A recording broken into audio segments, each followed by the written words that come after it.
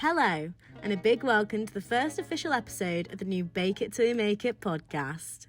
This one is for all my stony balonies and non-stony balonies alike. I'm your host, Spacey Stacey, and I've been blessed with the exciting job of guiding you along this journey of educating on the good, bad, and dirty sides to both cannabis, alongside the ins and outs of navigating womanhood on the daily. Hey, you ever wondered what it feels like to be totaled by an Asda van on the motorway? Well, I haven't experienced it, but that's what I see in my head when I recount my worst experience of a tolerance break. I, Spacey Stacey, was a mere fawn of a stoner back then, with some pretty shitty eating habits, and a lot of people pulling me out to the smokers for that next toke. As an island girl, coming from the retirement haven that is Guernsey, I hadn't dabbled much before coming to university, but those dazzling bags of purple and green caught my eye, and the prices only drew me in more. See, where I'm from, you get a gram for 40 quid. So, this considered, and pre-medicinal cannabis, if you were to smoke, it would be a luxury. Or, at least it was a luxury for me, but that might have been because I wasn't making a lot of money. This made keeping control of substance abuse, because, let's not sugarcoat it, my dudes, far easier. But as the roll-in and legalisation of medicinal cannabis began to come into action in 2020, far more people have been able to legally attain the drug for vast amounts less money, and therefore the utilisation of cannabis for medicinal purposes, both mentally and physically, have become far more prevalent on Ireland. However, in turn, this made accessibility arguably far worse for those who are not currently prescribed it by their GP. And Lord knows, it's not easy to get prescribed, and there's a lot of people who aren't on it. With the idea of dosages on the rise fresh in our minds, I'd like to take us back to tolerance levels and why the action of taking a tolerance break, otherwise known as a tea break, can be highly beneficial, however incredibly difficult to succeed in. Quick science lesson, just for future context. Cannabinoids are found in THC extracts. That's the part that's getting you blazy. And these create links and pathways with THC receptors found in the brain, which can lead to a whole bunch of different effects, such as drowsiness, increased hunger, or a lack of attention span, just to name a few. When these receptors are being fed on a frequent basis, our tolerance to the drug increases as the effects experienced become minimised. This can often lead us to pack a tiny bit bigger bong, or fill that zoot a fraction more. And due to the slow increase to tolerance, it's often hard to recognise these changes, as they're so small to begin with that they're almost insignificant. But then you're 3 months down the line, and you're making your way through 30 grams in a month, and sometimes running out before your next prescription even comes in. That's when it hits you. The drug is controlling you, and you are no longer controlling the drug. This is when it's time to take a tea break. Now, here comes the fun part. Due to all those side effects becoming minimised over a longer period of time, the weaning off can be brutal. And no, that's not me saying that the drug itself is addictive, but the benefits some people see from its use, I would argue can be. Personally, I utilise smoke to maintain healthy portion control, having struggled with lacking in my nutrition in the past. And I use it to relieve chronic back pain. So, trying to lower my intake of cannabis in turn heightens my chronic pain, whilst diminishing my appetite, leaving me incredibly weak and quite often irritable, which makes the whole task at hand far harder to complete.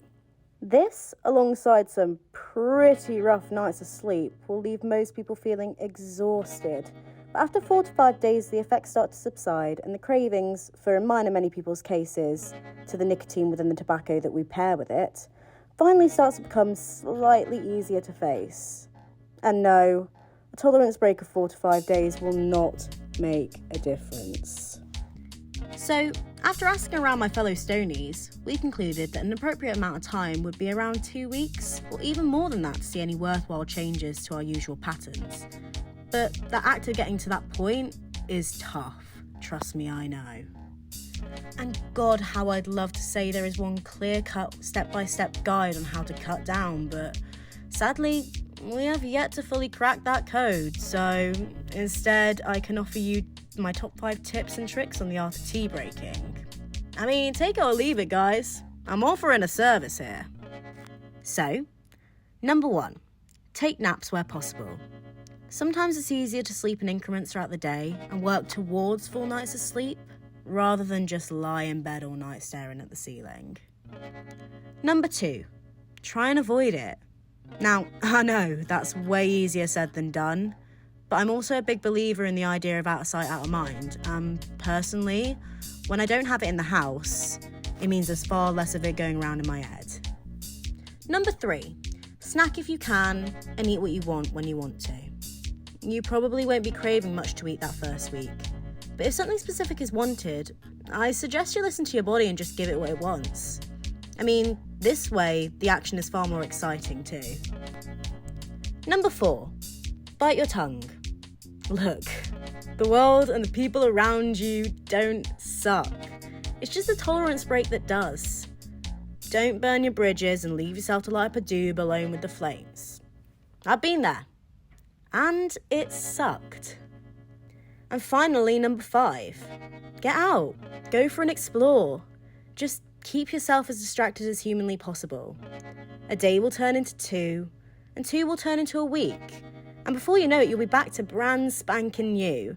So just have a little patience, because I promise you, it'll be well worth the wait. Oh, and remember, if there's nothing else to look forward to, there's always that first post-bong shit after the tolerance break that will clear you out to such a level you'll feel squeaky clean for a good couple of weeks after, at least, my dudes. But seriously, it's not all doom and gloom, really. I've had some great moments when sober. Hell, I was tea-breaking when I went to see Elton John earlier this month, for fuck's sakes. And when I tell you that concert rocked my little 4'11" soul into the next century, I kid you not, I am not even joking. And, I mean, come on. That holiday was alongside my slightly demented mother in the bustling streets of London. So, if I can tackle that, I promise you, you've got this. There will be times where these breaks are necessary or unavoidable. And in those cases, wouldn't you rather be prepared with prior experience than try cold turkey it and feel like your world is ever so slightly imploding and your body is in the condition of that of a zombie? Swear down, it's like lugging a rotting carcass. Not to be gross or anything. So, with all that cleared up, how are we all feeling about taking that next tea break? Slightly better? Slightly worse? Bit of both? Well, I mean, I guess you'll just have to let me know by following my Break It Till You Make It socials found on Instagram, Facebook and Twitter. And yeah, that's some seriously shameless self-promotion you've just been subjected to there.